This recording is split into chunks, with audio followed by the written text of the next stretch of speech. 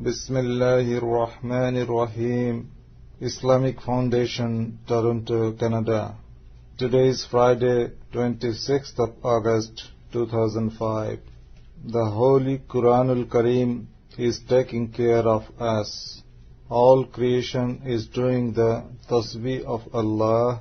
Only human are selected to do the zikr of Allah.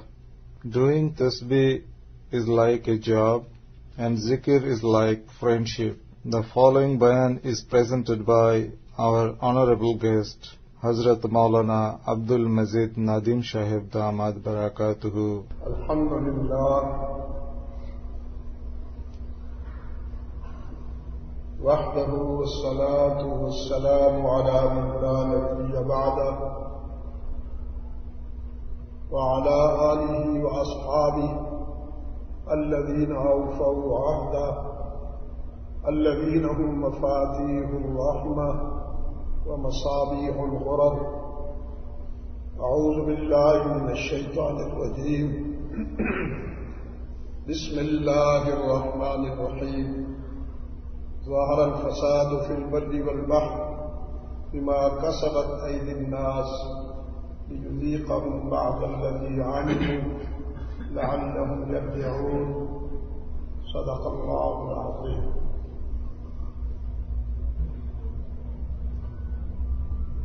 بھائیو عزیزو، آج 26 اگست 2005 عیسوی ہم یہاں اسلامی فاؤنڈیشن ٹورانٹو کینیڈا میں دعوت و تبلیغ کی نسبت سے مل بیٹھے ہیں. میں چند ساعتیں آپ سے جو گفتگو کروں گا اس کی بنیاد کتاب اللہ کا وہ حصہ ہے جس کی تلاوت اور سماعت کی ہم نے ابھی سعادت حاصل کی. ظاہر الفساد فی البر والبحر، خشکی اور تر میں فساد پھوٹ پڑے ہیں. بما کسبت ایدی الناس، لوگوں نے جس طرح عمل کیے اس کا نتیجہ ان کے سامنے آ رہا ہے. گویا جو فصل بوئی وہی فصل تیار ہے.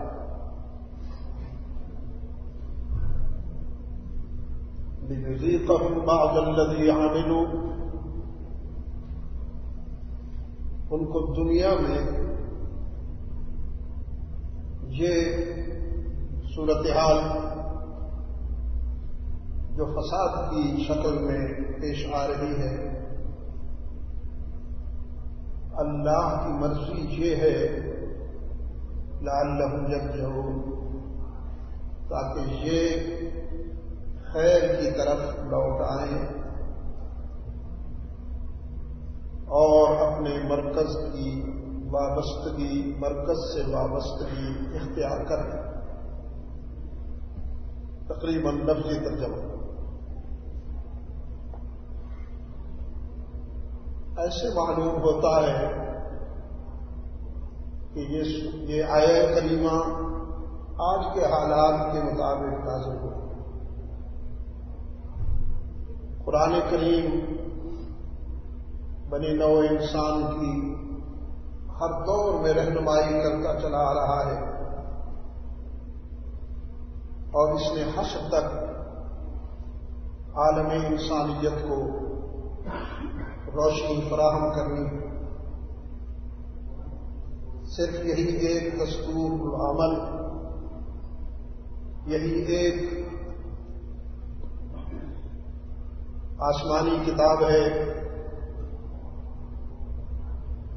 جس میں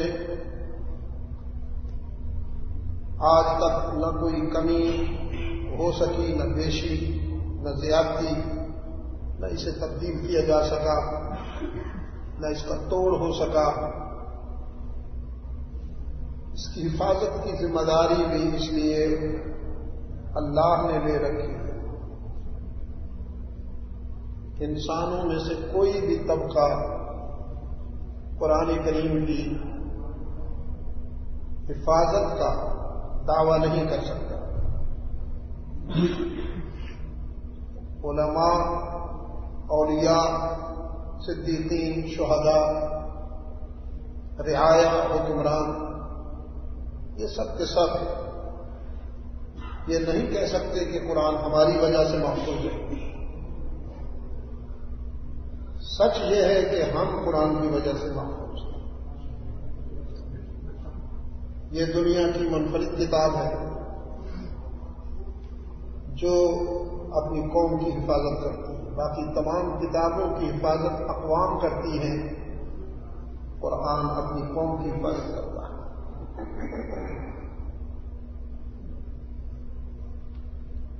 تو آج کے حالات میں انسانیت کو جس خوفناک صورتحال کا سامنا ہے، قرآن کا یہ تجزیہ ہے کہ انسان اپنے مرکز سے ہٹ گئے۔ ظاہر ہے جو ٹہنی، جو پتا اپنے درخت سے کٹ جائے، دنیا کا کوئی ایسا لیکوڈ نہیں ہے، ایسا پانی نہیں ہے جو اسے زندہ رکھ سکے۔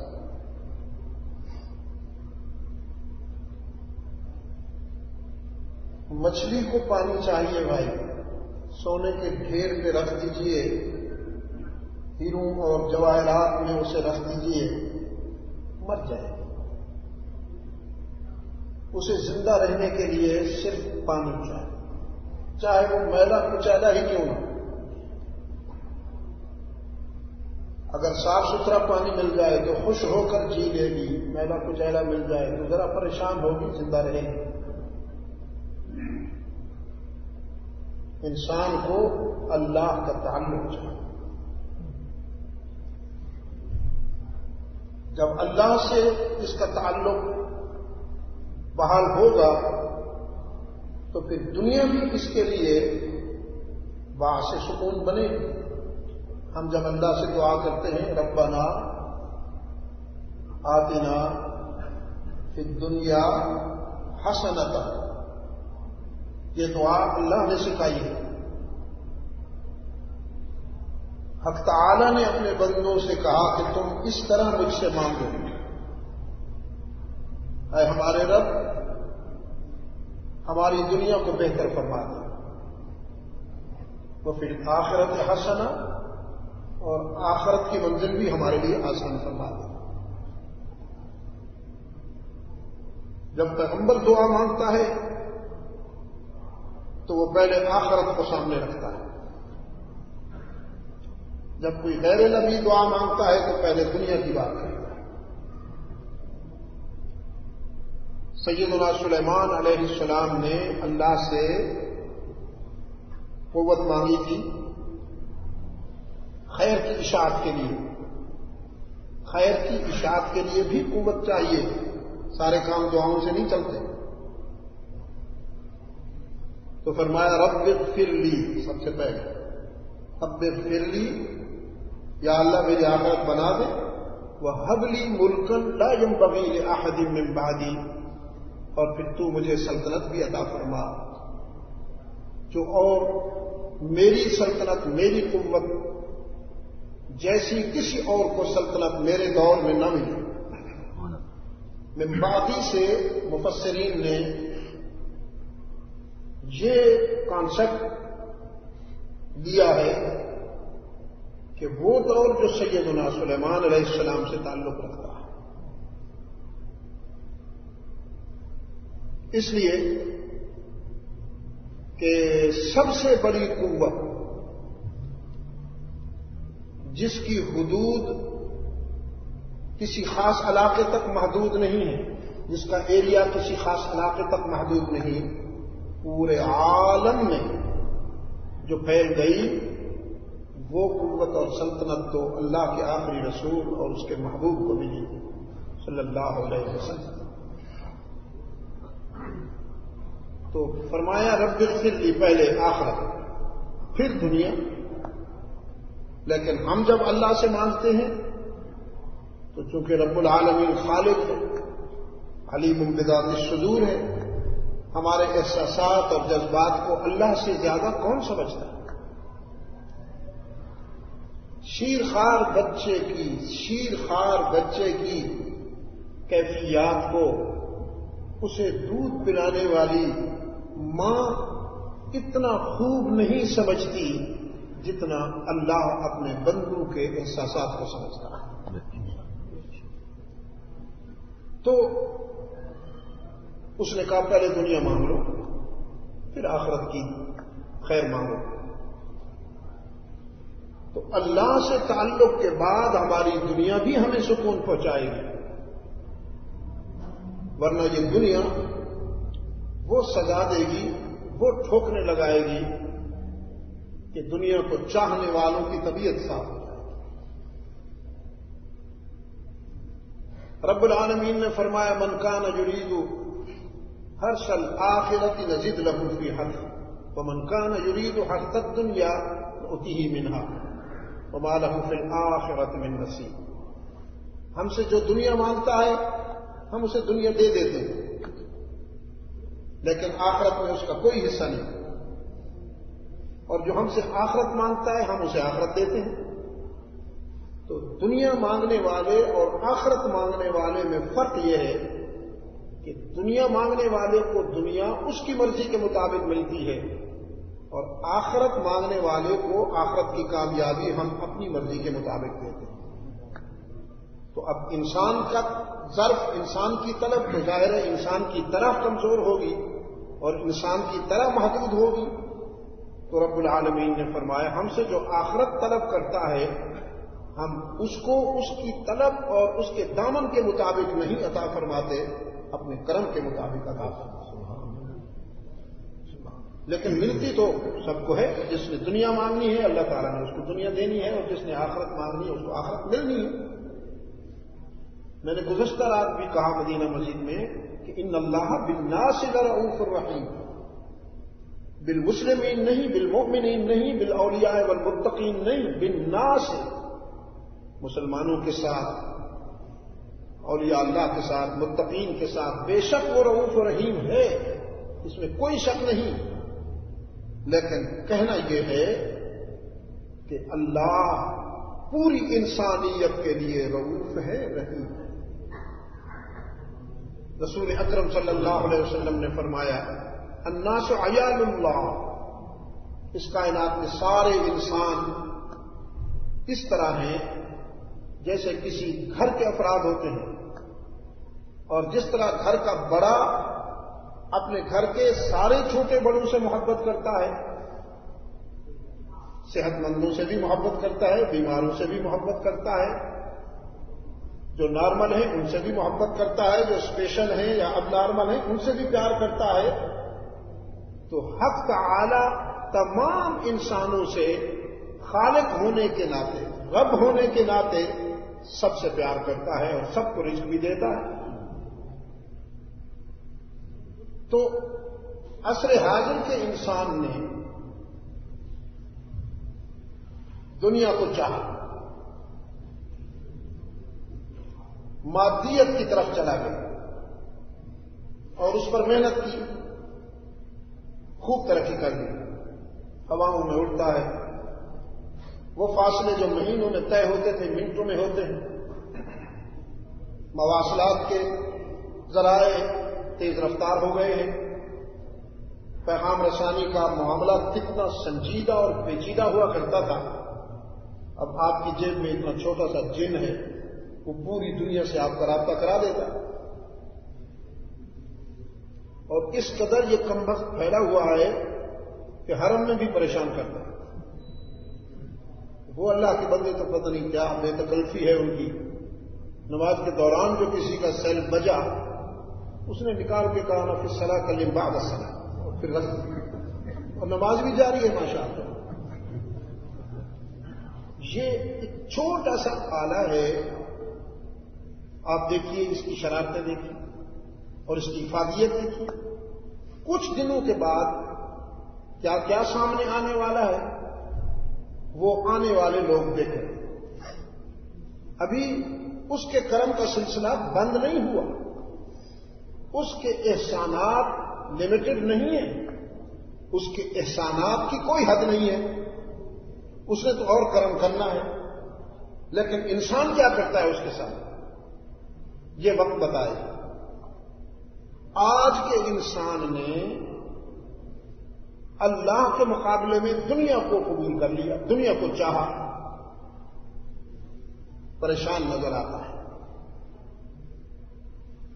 کچھ عرصہ پہلے مجھے ناسا والوں کے ہاں ایک ملاقات ہوئی تھی، انہوں نے ہمارا بڑا استقبال کیا، پھر لے گئے تو اپنی جو ان کی کارکردگی ہے دکھاتے رہے، تاریخ بتاتے رہے، اتنے اپولو اڑائے، اتنی ڈسکوریاں اڑائی، یہ کیا وہ کیا۔ ایک حال میں لے گئے، کرسی پہ بٹھا دیا ہمیں، خود بھی بیٹھ، ایک ان میں سے سائنسسٹ اسٹیج پہ آیا اور اس نے ہمیں ویلکم کہنے کے لیے چند جملے کہے۔ اللہ کے بندے کے سارے بال فری تھے، مطلب مونچھیں داڑھی سے مل گئی تھی اور داڑھی چلی گئی تھی، کچھ پتہ نہیں چلتا تھا اس کا منہ کہاں ہوگا۔ وہ تو جب بولا تو یہ جگہ ہلی، مجھے اندازہ ہوا یہیں کہیں ہوگا۔ ہمیں اس نے ویلکم کہا کہ آپ نے ہمارے سینٹر کا وزٹ کیا ہے، جو ویلکم۔ پھر اس نے مجھے کچھ کہنے کو دعوت دی تو میں نے جوابی شکریہ ادا کیا اور پھر ان سے کہا کہ بھائی سائنس اور ٹیکنالوجی کے حوالے سے تمہاری محنت، تمہارا تجسس، سسپینس، تمہاری اسٹرگل، یہ سب اپنی جگہ قابل قدر ہے، لیکن میں آپ سے یہ کہنا چاہتا ہوں کہ آپ نے مخلوق پر تو محنت کی، اور مخلوق پر محنت کر کے آپ نے صلہ بھی حاصل کیا، آپ کو بینیفٹ بھی ملا۔ آپ نے ہوا، پانی، آگ اور مٹی پر محنت کی، جہاز اڑا دیے، گاڑیاں چلا دی، سیٹلائٹ سسٹم لے آئے، کمپیوٹر لے آئے، آپ نے دنیا کو سرپرائز کیا، اس میں کوئی شک نہیں۔ لیکن آپ سوچئے کہ ہوا، پانی، آگ اور مٹی پر محنت کرنے کے بعد اگر آپ کو اتنی بڑی کامیابیاں حاصل ہو سکتی ہیں، اگر آپ ان کے پیدا کرنے والے پر بھی آپ محنت کرتے اور اس کی معرفت حاصل کر لیتے تو آپ کی کامیابیوں کا دائرہ کہاں تک پہنچتا؟ یہ دنیا کی معرفت ہے، آپ نے دنیا پر محنت کی، آپ نے مٹی کو سمجھا، پانی کو سمجھا، آگ کو سمجھا، ہوا کو سمجھا، سائنس اور ٹیکنالوجی کے حوالے سے آپ نے دنیا کو سرپرائز دیا، حیران کر دیا۔ لیکن اگر آپ ان سب چیزوں کے خالق پر بھی محنت کرتے اور اس کی معرفت حاصل کر لیتے تو آپ کو کتنی کامیابیاں حاصل ہوتی۔ ان تمام چیزوں کے حصول کے بعد میں ان کی افادیت کا اعتراف کرتا ہوں، تسلیم کرتا ہوں کہ انسان کے لیے فاصلے کم ہو گئے، رفتار تیز ہو گئی، یہ مٹی کا دیا جلا کر گزارا کرتا تھا، روشنیوں کا سیلاب آ گیا، آپ نے سردی کی شدت کا بھی توڑ کر لیا، گرمی کی شدت کا بھی توڑ کر لیا۔ یہ سب چیزیں اپنی جگہ بہت اہم ہیں، لیکن میں پوچھتا ہوں کہ ان تمام چیزوں کو حاصل کر لینے کے بعد آپ باطنی طور پر مطمئن ہیں؟ آپ کو سیٹسفیکشن ملی؟ آپ کو اطمینان قلب ملا؟ میں صاف دیکھتا ہوں مجھے دنیا میں کرۂ ارض پر اس وقت جو سچویشن میرے سامنے ہے وہ یہ ہے کہ اس ساری روشنی کے باوجود انسان کے اندر کے اندھیرے بڑھتے جا رہے ہیں، انسان کے اندر کی تاریکی میں اضافہ ہوتا چلا جا رہا ہے۔ کل اور آج میں فرق یہ ہے کہ کل باہر کی دنیا اندھیر تاریک تھی لیکن انسان کا باطن روشن تھا۔ آج یہ ہے کہ باہر کی دنیا روشن ہو گئی، انسان کا باطن تاریکیوں میں ہو گیا، اس کے باطن کے اندھیرے بڑھتے جا رہے ہیں۔ اس لیے کہ قلب کے اطمینان کے لیے یہ جو سکون قلب ہے یہ آپ کو مادیت میں نہیں ملے گا بھائی، اسے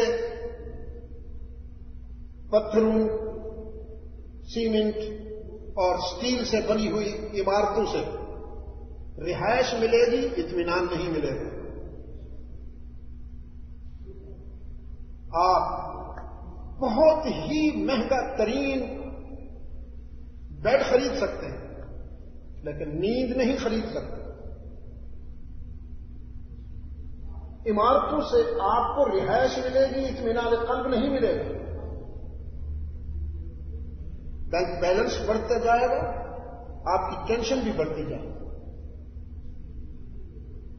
مادیت میں آپ جوں جوں ترقی کرتے چلے جائیں گے، روحانی زندگی میں آپ کا افلاس بڑھتا چلا جائے گا۔ کیوں اللہ کے رسول صلی اللہ علیہ وسلم نے فقر کو پسند فرمایا؟ کبھی غور کیا آپ نے؟ گولڈن سٹوری کے طور پر سن تو لیا جاتا ہے لیکن کبھی اس کی تہ میں آپ اترے ہیں؟ حق تعالی کی طرف سے پیشکش ہوئی، اگر آپ چاہیں تو یہ سارے پہاڑ سونے کے بنا دوں،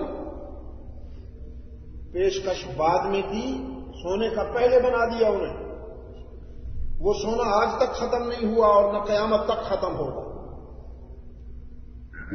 صرف وہاں کی مائنز ہیں گولڈ کی جو ان لمیٹڈ ہے، دنیا میں باقی جتنی بھی گولڈ کی مائنز ہیں وہ لمیٹڈ ہیں۔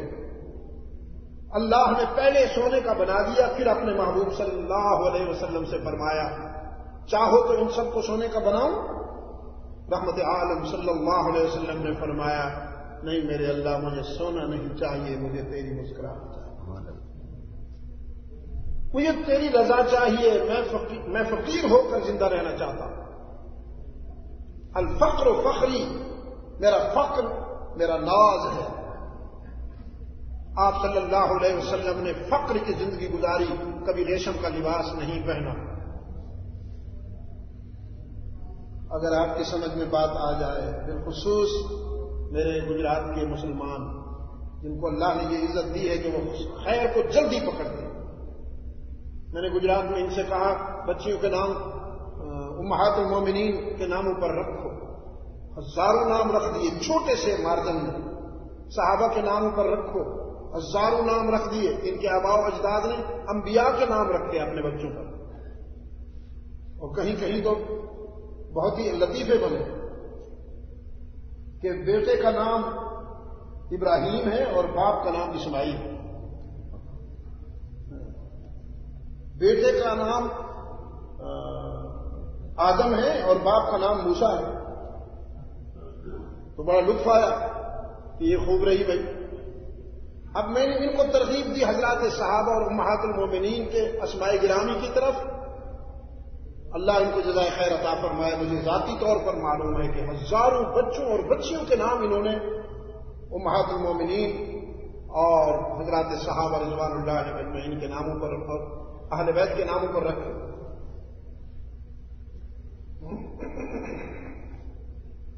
بات کہاں سے ادھر چلی گئی؟ کیا کہنا چاہتا ہوں؟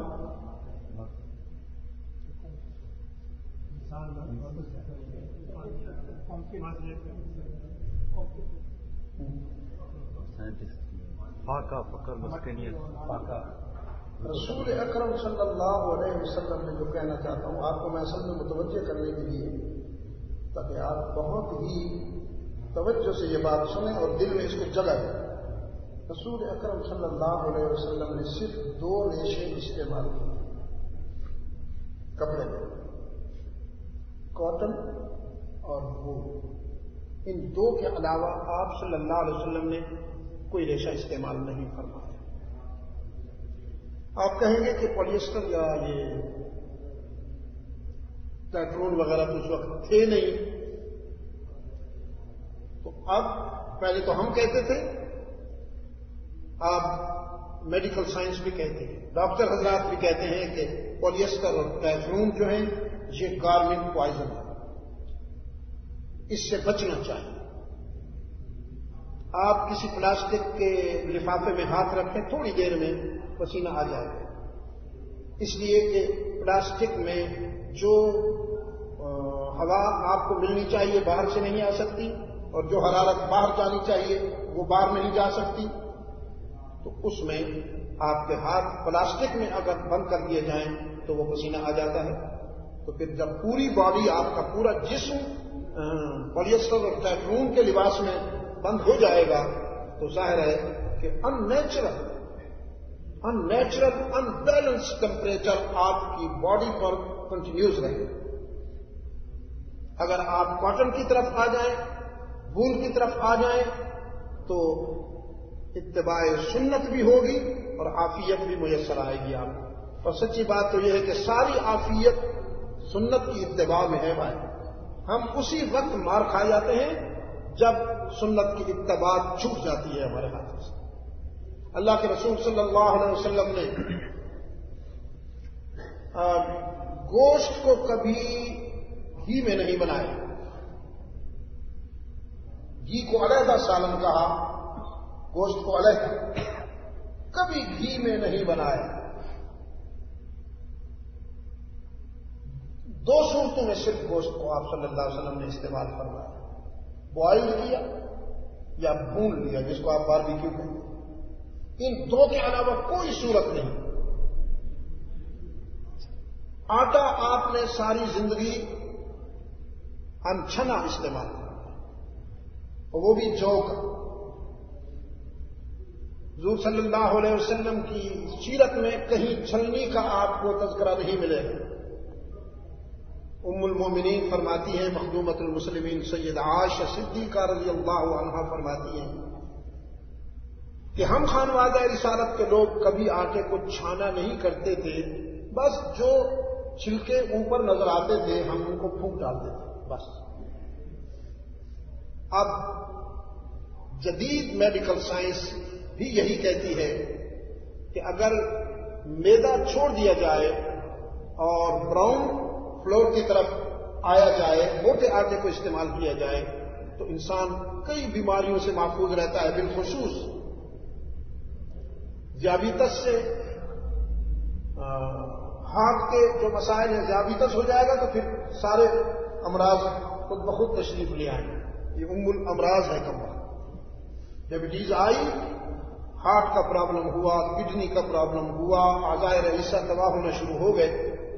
تو اگر آپ اتباع سنت میں موٹا آٹا استعمال فرمائیں تو انشاءاللہ موت کو تو نہیں روکا جا سکتا، لیکن زندگی ذرا سکون سے گزرے گی، بیماریوں سے اللہ آپ کو محفوظ رکھے گا۔ تو یہ باتیں میں آپ کی خدمت میں اس لیے عرض کر رہا ہوں کہ رسول اللہ صلی اللہ علیہ وسلم نے فقر کو کیوں پسند فرمایا، تمول اور ثروت سے کیوں دور رہے؟ اس لیے کہ تمول اور ثروت جب آئے گی، دنیا جب آئے گی، تو پھر اللہ کا تعلق خود بخود کمزور ہوتا چلا جائے گا۔ وہ لوگ بہت کم ہوتے ہیں، بہت ہی کم ہوتے ہیں کہ جو دنیا میں رہتے ہوئے، دنیا کی ریل پیل میں رہتے ہوئے اللہ سے بھی ان کا تعلق قائم ہو، صبح 4 بجے وہ مصلی پر تہجد کی نوافل کے لیے بھی کھڑے ہو جائیں۔ ایسے لوگوں کی تعداد کتنی ہے، اس کا جواب آپ مجھ سے بہتر دے سکتے ہیں۔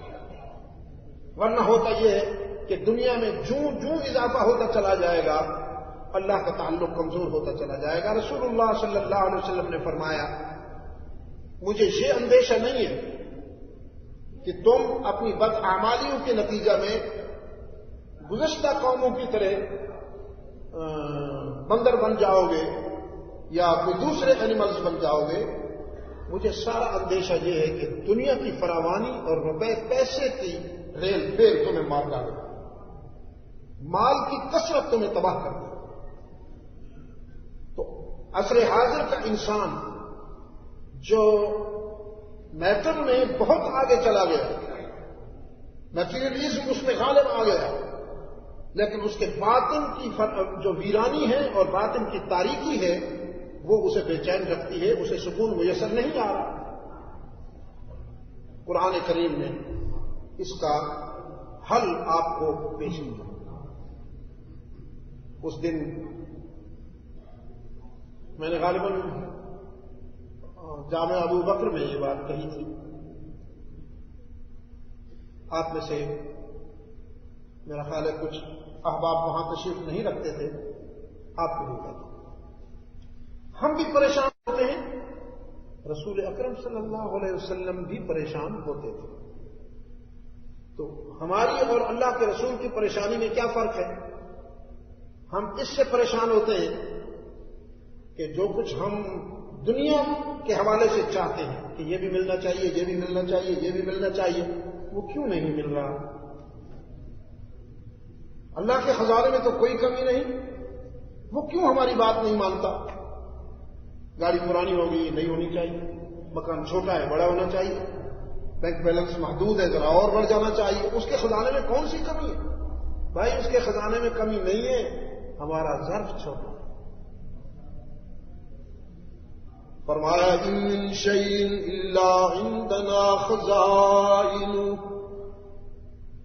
ان من شیء الا عندنا خزائن وما ننزله الا بقدر معلوم. کوئی شے نہیں دنیا میں جس کا ذخیرہ ہمارے پاس نہ ہو. تم پانی کے گلاس کی بات کرتے ہو, سمندروں کے مالک ہم ہیں, دریاؤں کے خالق ہم ہیں, اور ہمارے حکم پر یہ بادل رواں دواں رہتے ہیں, جہاں ہم چاہتے ہیں وہیں برستے ہیں. تو ساری نعمتوں کا ذخیرہ ہے ہمارے پاس. وما ننزلہ الا بقدر معلوم, ہم یہ رزق, یہ نعمتیں قدر معلوم کے مطابق عطا فرماتے ہیں. تو قدر معلوم کیا ہے؟ قدر معلوم یہ ہے کہ آپ گلاس میں جو پانی ڈالیں گے اس کی کیپیسٹی کو ملحوظ رکھ کے ڈالیں. جب یہ بھرنے لگے گا آپ روک لیں گے. کپ میں جب چائے ڈالیں گے یا دودھ ڈالیں گے تو اس کے ظرف کو سوچ کر ملحوظ رکھ کے ڈالیں گے. جب یہ بھرنے لگے گا تو روک دیں گے یا ڈالتے جائیں گے. تو یہ عقل تو مخلوق کو بھی ملی ہے, کامن سینس کی بات ہے کہ ہم جب گلاس میں پانی ڈالتے ہیں تو اس کے ظرف کو دیکھ کے ڈالتے ہیں, کپ میں چائے ڈالتے ہیں یا دودھ ڈالتے ہیں تو اس کے ظرف کو, اس کی کیپیسٹی کو دیکھ کے ڈالتے ہیں. تو رب العالمین نے فرمایا ہم بھی تمہارے ظرف کو دیکھ کر رزق عطا فرماتے ہیں. لو بسط اللہ الرزق لعباده, لو بسط اللہ الرزق لعباده لبغوا فی الارض, اگر ہم تمہاری خواہشات کے مطابق تمہیں دیتے چلے جائیں تو تم تو پھر کسی کو چین سے رہنے نہ دو. تم تو کھال اتار لو اپنے پڑوسیوں کی, اپنے محلے والوں کی. میں نے شاید رات بتایا تھا کہ حضرت موسیٰ علیہ الصلوۃ والسلام ایک جگہ پر تشریف لائے, دیکھا کہ بچے تالاب میں نہا رہے ہیں اور کھیل کود رہے ہیں.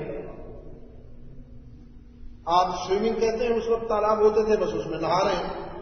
ایک نابینا بچہ کنارے پہ بیٹھا ہے, بڑا اداس بیٹھا. تو حضرت موسیٰ علیہ السلام کو بہت رحم آیا, دعا کی یا اللہ اس کو بھی آنکھیں دے دے, اس کو بھی بینائی دے دے, تاکہ یہ بھی ان بچوں کے ساتھ کھیلے کودے. اللہ نے اپنے پیغمبر کی دعا قبول فرمائی اور اس کی آنکھوں میں روشنی آ گئی. جو ہی روشنی آئی اس نے آستینیں چڑھائی اور ان بچوں سے کہا تم نے کیا سمجھا تھا میں ہمیشہ اندر ہوں؟ تم نے میرا خیال ہی نہیں کیا. آ رہا ہوں.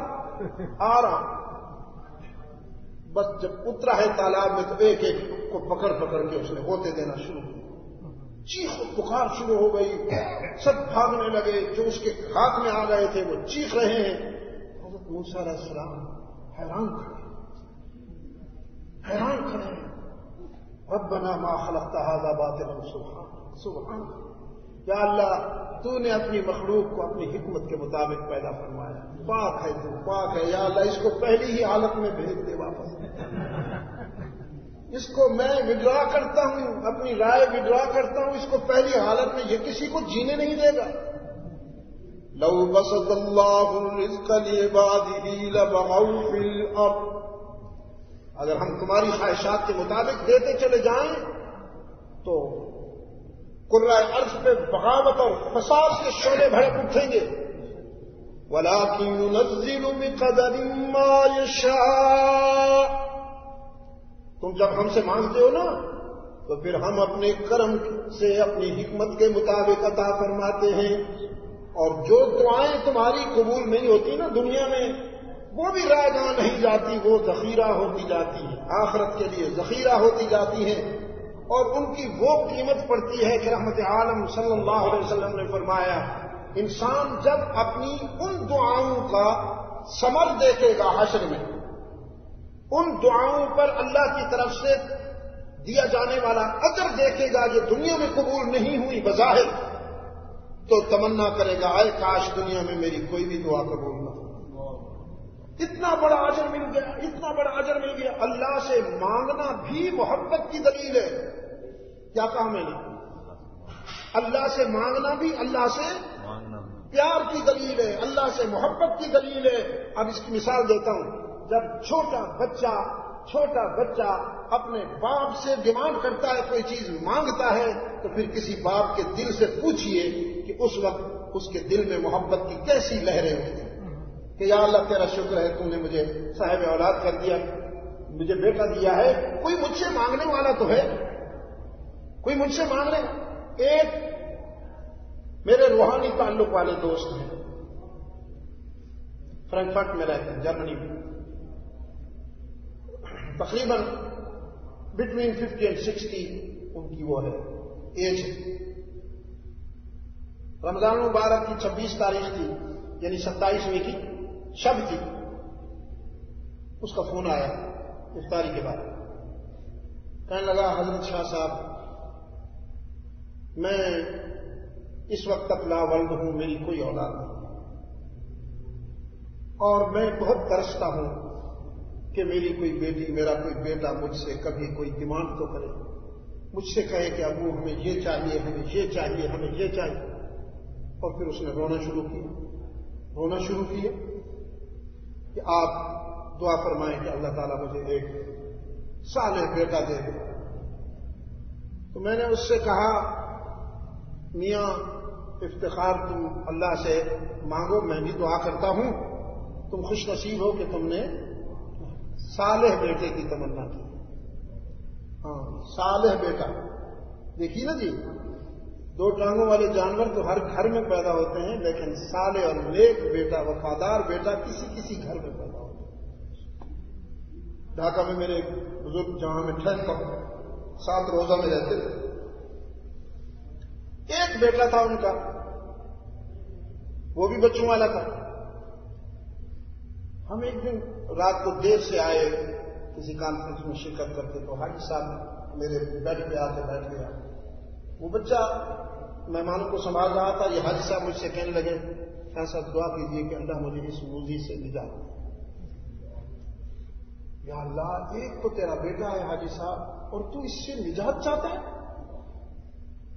اب وہ رونا شروع ہوا, کہنے لگا میں نے اس کو مانگنے کے لیے اللہ کے گھر میں 3 مرتبہ عمرہ کیا اور حاضری دی, اور اللہ سے کہا یا اللہ تو چیونٹیوں کو بھی بچے دیتا ہے صحرا میں, مچھلیوں کو بچے دیتا ہے دریا میں, یا اللہ تو درندوں کو بچے دیتا ہے جنگل میں, ایک مجھے بھی دے دے.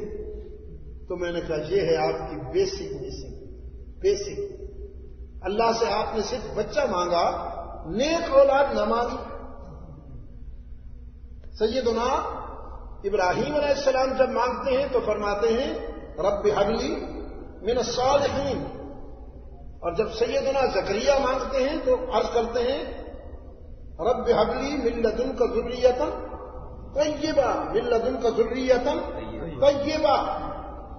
اب پیغمبر اگر زبان سے نہ بھی کہے تو اس کا دل یہی کہہ رہا ہوتا ہے، اس لیے کہ نبی کی بات ہر حوالے سے مکمل ہوتی ہے، کسی حوالے سے بھی ناقص اور کمزور نہیں ہوتی.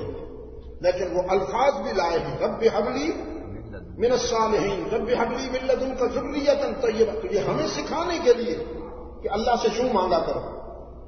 اللہ سے مانگنے کا طریقہ یہ ہے. تو خیر حاجی صاحب روتے ہوئے چلے گئے. صبح ہوئی، ہم ناشتے کے لیے جب دسترخوان پہ بیٹھے، حاجی صاحب اندر تھے.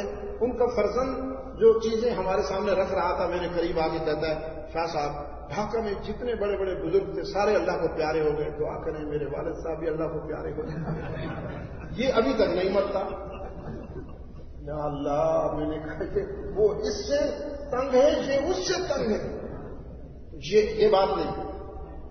رب العالمین جس طرح کے باپ اپنے بیٹے کی ڈیمانڈ پر، اس کے تقاضوں پر خوش ہوتا ہے، رب العالمین بھی اپنے بندے کے مانگنے پر خوش ہوتا ہے.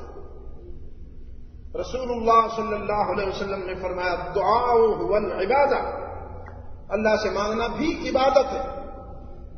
دیکھیے ہم جب کہتے ہیں نا یا اللہ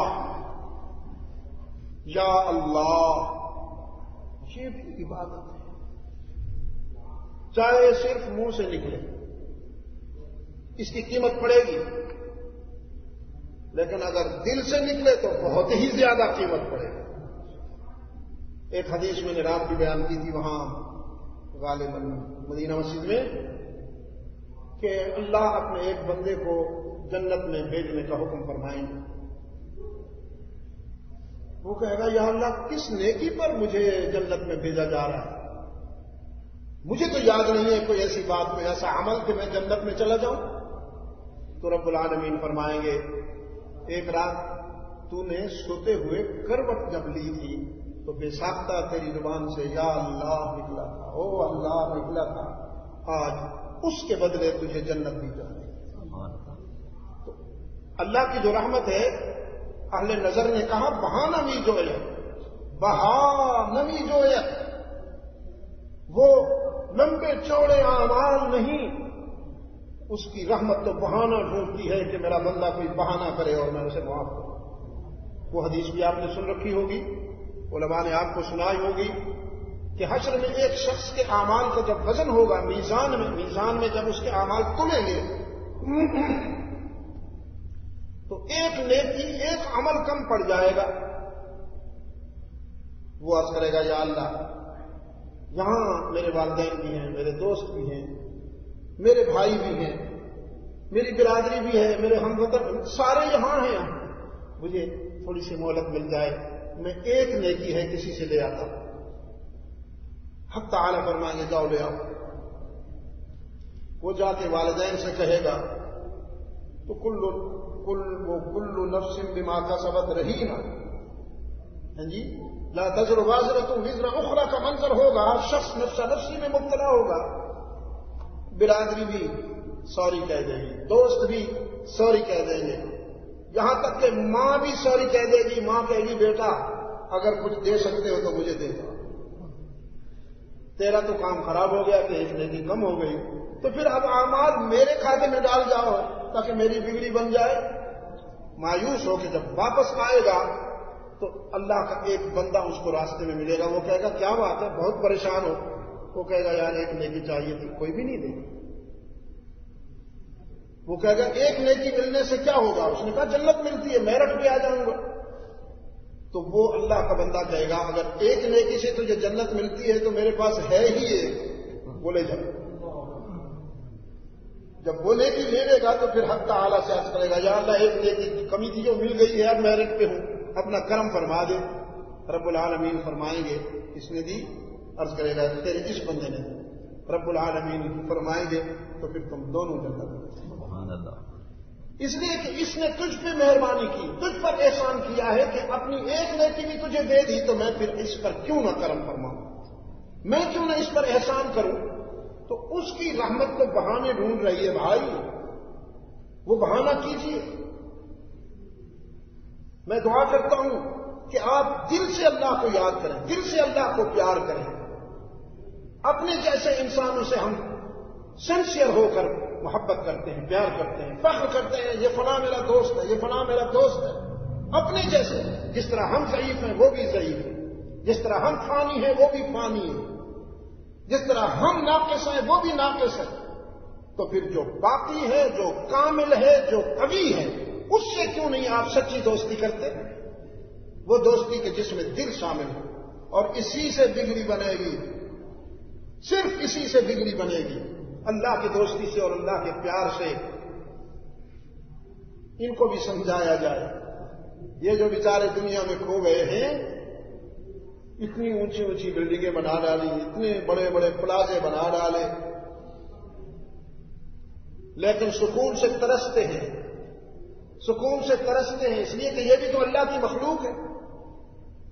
ان کو سکون اللہ سے تعلق اور رابطے میں ملے۔ پوری دنیا اس وقت جو کائنات ہے وہ اس لیے باقی ہے کہ اللہ کی بندگی کر رہی ہے۔ اللہ کی بندگی سے اگر یہ کائنات ہٹ جائے تو مٹ جائے، ایک لمحہ بھی باقی نہیں رہے گی۔ أَلَمْ تَرَ أَنَّ اللَّهَ يُسَبِّحُ لَهُ مَن فِي السَّمَاوَاتِ وَالْأَرْضِ تُسَبِّحُ لَهُ السَّمَاوَاتُ السَّبْعُ وَالْأَرْضُ وَمَن فِيهِنَّ تُسَبِّحُ لَهُ السَّمَاوَاتُ وَالْأَرْضُ وَمَن فِيهِنَّ۔ آسمان بھی میری بندگی میں لگے ہوئے ہیں، زمین بھی میری بندگی میں لگی ہوئی ہے، اور ان دونوں کے درمیان جو کچھ ہے، خفی جلی، کبیر صغیر، ذوی العقول غیر ذوی العقول، عقل والے یا غیر عقل والے، ان من شیء الا یسبح بحمدہ، یہ سب کے سب میرے کرم سے میری بندگی میں لگے ہوئے ہیں، میری تسبیح کرتے ہیں۔ أَلَمْ تَرَ أَنَّ اللَّهَ يُسَبِّحُ لَهُ مَن فِي السَّمَاوَاتِ وَالْأَرْضِ، دیکھتے نہیں جو کچھ آسمان و زمین میں ہے وہ سب میری تسبیح میں لگے ہوئے ہیں۔ كُلٌّ وَالطَّيْرُ صَافَّاتٍ، اور پرندے تو باجماعت میری تسبیح کرتے ہیں، میری بندگی کرتے ہیں۔ كُلٌّ قَدْ عَلِمَ صَلَاتَهُ وَتَسْبِيحَهُ، جنہیں تم غیر ذوی العقول اور بے شعور کہتے ہو، وہ کچھ بھی نہیں جانتے، جہاز اڑانا نہیں جانتے، بنانا نہیں جانتے، کمپیوٹر بنانا نہیں جانتے، سیٹلائٹ سسٹم بنانا نہیں جانتے، لیکن مجھے یاد کرنا خوب جانتے ہیں۔ اور تم ذوی العقول ہو، تم شعور والے ہو، تو تمہارے شعور کو کیا کریں؟ یہ ساری چیزیں تو تم نے بنا ڈالی لیکن مجھے بھول بیٹھے۔ کل قد علم صلاتہ وتسبیحہ، جس طرح یہاں کل آیا، سورہ یاسین میں بھی کل آیا، فرمایا والشمس تجری لمستقر لها ذلك تقدیر العزیز العلیم۔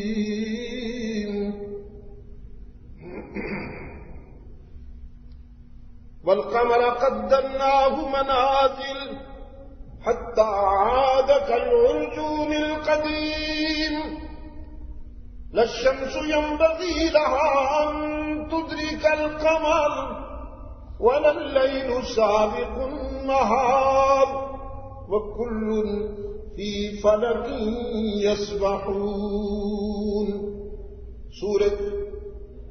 سورج اپنے ٹارگٹ کی طرف رواں دواں ہے، چاند کی بھی ہم نے منزلیں بنا دی،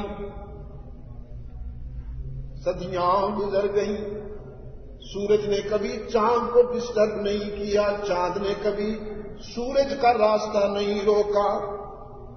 میرے منکرین، میرا انکار کرنے والے بھی انتظار کر کے کاغذ قلم ہاتھ میں لے کر کبھی اللہ کے نظام میں کوئی ڈسٹربنس نظر آئے ہم ریکارڈ کریں۔ قبروں میں چلے گئے، ما تری فی خلق الرحمن من تفاوت۔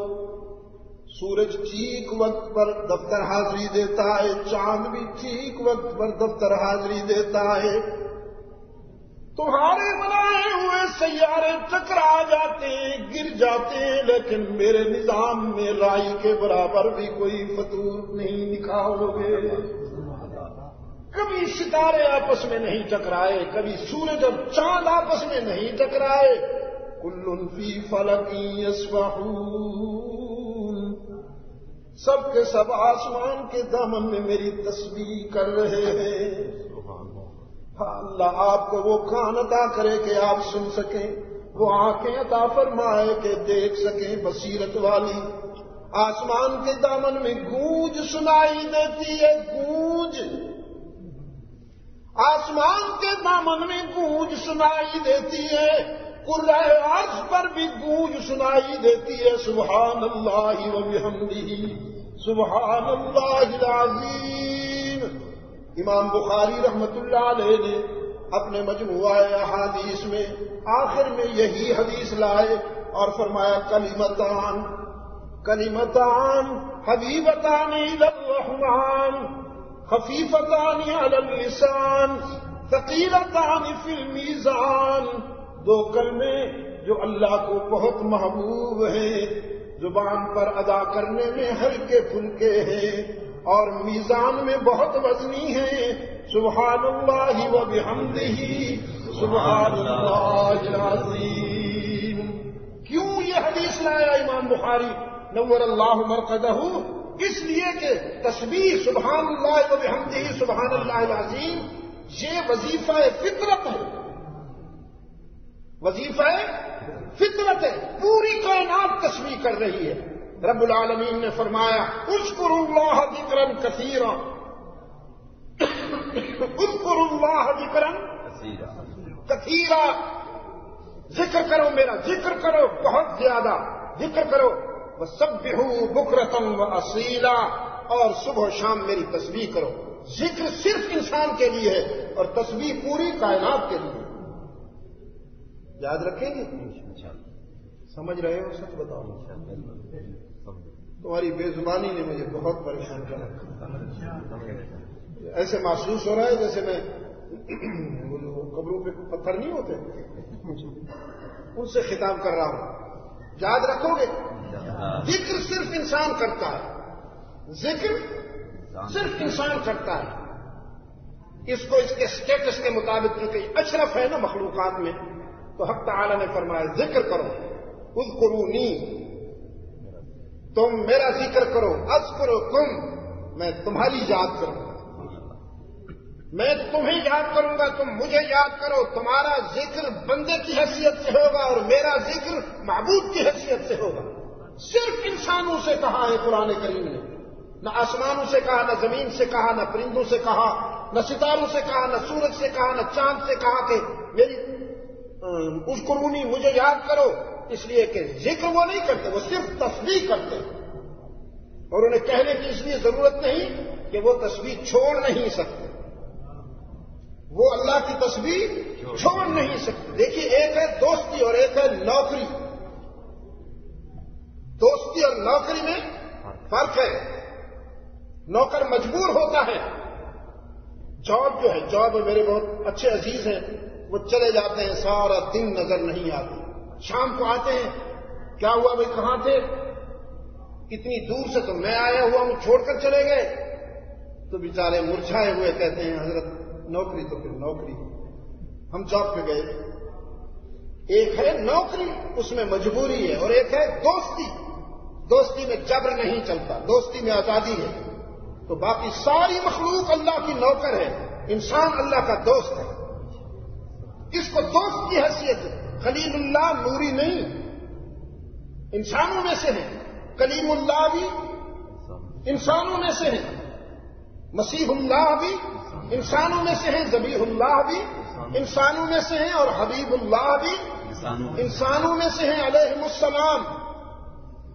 تو انسان سے کہا تو چونکہ میرا دوست ہے نا تو تو مجھ سے پیار کر، میں تجھ سے پیار کروں۔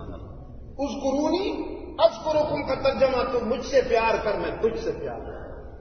اور باقی ساری کائنات اللہ کی تسبیح کر رہی ہے، تو پہلے فرمایا اذکرونی اذکرکم، اذکر اللہ ذکرا کثیرا وسبحوا بکرۃ واصیلا، میرا ذکر بھی کرو اور پھر کائنات کے ساتھ ہم زبان ہو کر میری تسبیح بھی کرو، جو ساری کائنات کر رہی ہے۔ تو یہ دیٹ از دا وے، یہ وہ راستہ ہے جس پہ آپ کو سکون ملے گا، اطمینان ملے گا۔ اس کے علاوہ کوئی راستہ نہیں سکون اور اطمینان کا۔ آج انسانیت کے لیے خیر کا راستہ یہی ہے، اگر اس کی سمجھ میں آ جائے، اور اگر سمجھ میں نہیں آتا تو پھر بھوکتے ہم کیا کر سکتے ہیں۔